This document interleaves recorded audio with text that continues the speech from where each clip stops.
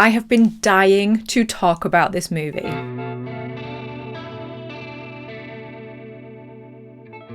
Hi everyone, I hope you're doing really well. My name is Sarah and welcome to What the Horror, the channel where we talk about horror movies old and new. So today we are finally reviewing, in a spoiler-free format, the newest installment in the Alien franchise, Alien Romulus. This film did not start out as one of my most anticipated of the year. I think I got distracted by certain other horror movies, but as it got closer to it and as I reminded myself of how much I love this franchise, I could not wait. I know certain countries got this before the UK did, and it just felt torturous seeing other people logging this on Letterboxd with 4 stars and 5 stars, and so I just was frothing at the mouth with excitement to watch this when it finally came out in the UK. While scavenging the deep ends of a derelict space station, a group of young space colonizers come face to face with the most terrifying life form in the universe. Alien Romulus stars Kaylee Spaney, who recently played Priscilla Presley in Priscilla, and is directed by Fede Alvarez, who previously directed Don't Breathe and the Evil Dead remake. So this guy knows how to handle a remake. I think the fact that he had previously showcased what he could do with a reboot, with a remake, with an established and beloved piece of material in The Evil Dead, I think that gave a lot of people faith for this film. It certainly did for myself. I haven't seen Don't Breathe, but I have seen and adore the Evil Dead remake. So I was so excited to see what Alvarez could do with this film. So like I said, I was so excited for this film. I am a huge fan of the Alien franchise. So I went into this with, probably some high expectations, but it met them. This is a really good film. This is a really solid film. To me, this is up there in potentially the top 5 horror films of the year so far. Is it perfect? No, this is not a perfect film, but this is solid. It is well crafted. It is a really fun time, but we will get into all of that in more detail. The first thing that stood out to me about Alien Romulus is the fact that, this is the latest installment in the Alien franchise. We had a big gap from Alien Resurrection to Prometheus, and Prometheus and Covenant felt very different to the original quadrilogy. And so I suppose there was that thing of, well, there's been another big gap. How is this one going to feel as a film, as an Alien film? How is it going to fit into the franchise? And this film simultaneously feels like it belongs in the world of both Alien and Aliens. In spite of those films being set 57 years apart, there is this beautiful organic feeling of it belonging to both of these worlds, while also feeling like its own entity. It belongs in that universe, but it is not a direct copy. This stands as its own thing that I think can be enjoyed and accessed by people who haven't seen any of the previous Alien films. So if you haven't seen any, you're not going to be missing anything in this film. Everything is explained, everything is accessible in its own contained story. But while it was advertised as a standalone film within this universe, and you can access it as that, it very much acknowledges the other films. Visually, Alien Romulus is stunning, absolutely stunning. And this is a film, you guys know I will often say to you, is this worth seeing on the big screen or should you wait for VOD?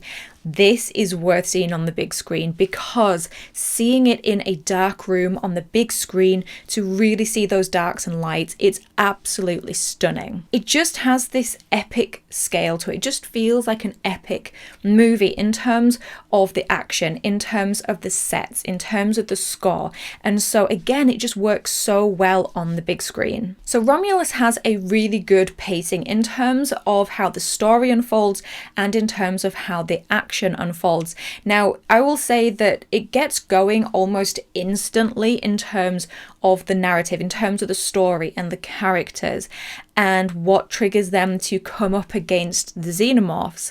And that starts off right off the bat and never really lets up and paces so well. But then it does take a little while for the action and the kills to get going. But once that does, And I think the build up to that never feels like it's dragging. You know, it explains so well why the characters are choosing to do what they choose to do, and then everything that happens because of that.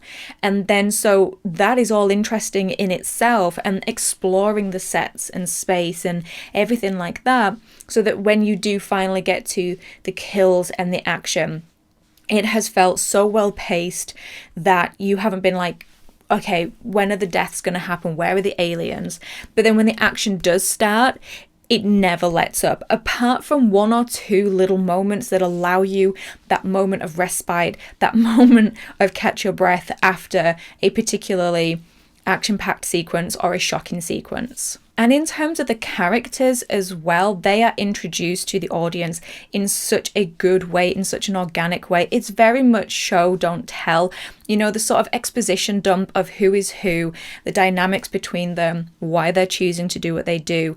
Everything is given to you in such a really good and natural way. Nothing feels forced or, you know, sort of eye roll. And while they're introducing the characters in the beginning of the film, what they can also do at the exact same time is establish this world. If you've seen the films, we know this universe. We have heard of Weyland-Yutani Company. We understand that there are humans colonizing out there in space away from Earth. There are these other ships, but they establish the world within the universe for this particular film, for these particular characters, and it does it in such an incredible way right in that first window of the film, that you know the lives that these characters have, you know these characters, why they're choosing to do what they do, and we really get a very clear image of what type of company Weyland-Yutani is. They have always been played as this shadow in the background. They've always had their fingers in pies, always been involved in stuff they shouldn't be. There's always been a sinister tone to them, but it really establishes, like I said, just what type of company Weyland-Yutani is, and I absolutely loved it. And to say that this is a film that fits between Alien and Aliens, two films that were made in the 70s and 80s, it definitely still has that feel to it. It's very reminiscent of Alien and Aliens and Blade Runner and Terminator, in that feeling of this dystopian world that they are creating. In terms of story, I mean, I'm not going to get into spoilers, but there is that recognizable structure of the narrative that we have in all the Alien films, or what we have in most disaster movies or creature movies or action movies, where you have a bunch of people in a scenario very confident in what they're doing, and very suddenly everything just flips and they are suddenly very much out of their depth, coming face to face with these creatures, and just everything goes to pot. But what they do differently in Alien Romulus is that this time they're focusing on a much younger core group of cast members. So the characters within it are very young, maybe early 20s. And this isn't something we've seen before in the Alien franchise. And I was, for the briefest of moments, a little bit concerned in that, are they going to go down the kind of cheesy teen slasher route? But that, it was the briefest of worry, because I didn't need to, because these characters are endearing. I really felt for them. I did care for the majority of them. And I think that the cast that they hired did an incredible job. Especially Kaylee Spaney as Rain, the main character, and then David Johnson as her adopted brother, I would say, like adopted brother, Andy, who is this film's artificial person. These two absolutely stood out to me, especially David Johnson as Andy, because I did read in one of these film magazines that he felt like, you know, he was standing on the shoulders of giants, because you've had Ian Holm as Ash, you've had Lance Hendrickson as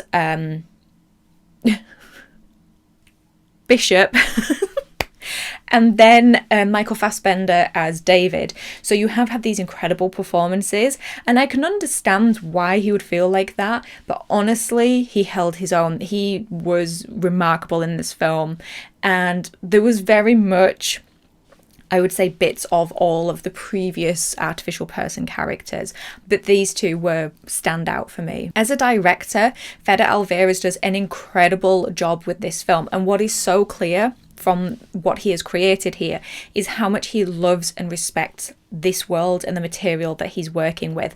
And I love that he spoke to both Ridley Scott and James Cameron about their portrayals of Alien and Aliens, their approach to it. And Ridley Scott is actually as one of the producers on this film, so it really comes across the love for the franchise. Like I said, he did, you know, just the same with the Evil Dead one. He of course brings his usual level of gore and shock moments. If you've seen his previous films, you'll probably expect that, but what he also brings is that he wanted this film to be as practical as possible.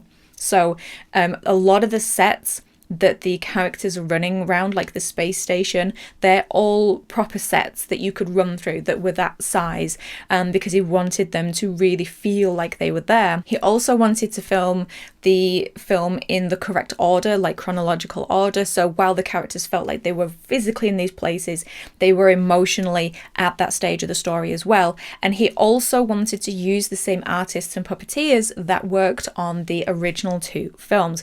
And they also used the designs, the original H.R. Giger designs of the xenomorph.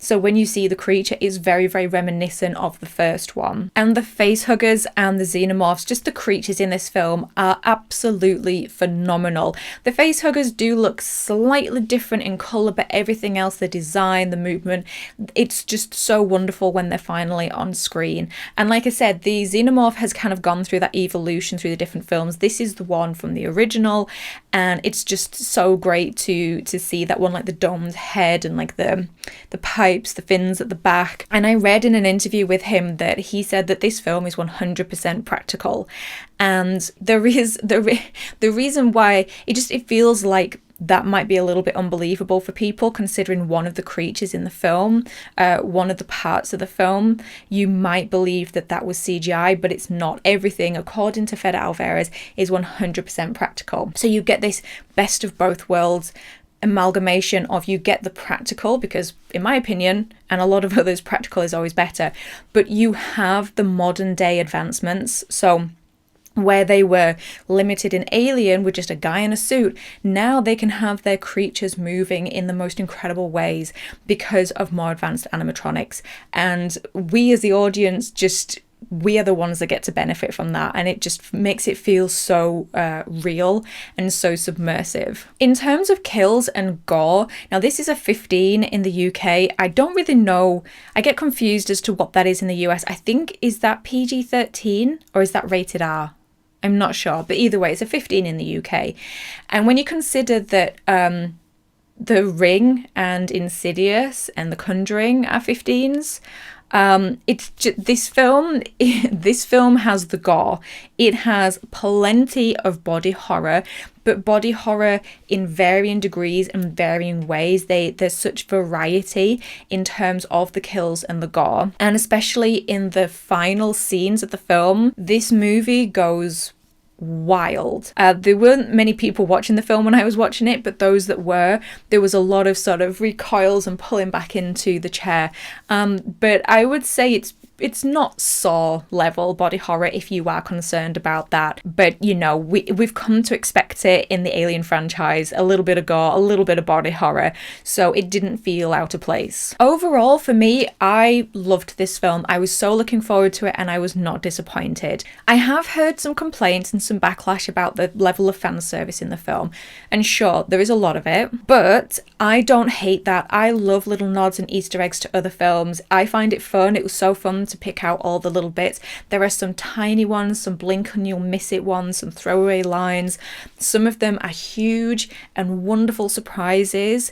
And so if they're doing it just to please the fans of Alien, well, I'm a fan of Alien and I was friggin' pleased. So I loved it, but it's not going to be for everybody because it is kind of in your face sometimes. But like I said, being a fan of the Alien franchise, this film just feels like such a love letter to the franchise, to the films, to all of the films. I am going to do a spoiler talk or a spoiler review of this film for my patrons over on my Patreon page, where I will go into great detail about all the little Easter eggs and nods to it. I really want to talk about that more, about the little bits, the big bits. So for my Patreons, you guys, we can go talk about that over there. So yeah, I loved this film, but it wasn't perfect. There was one line in this film where I thought, okay, that's a little cheesy pie.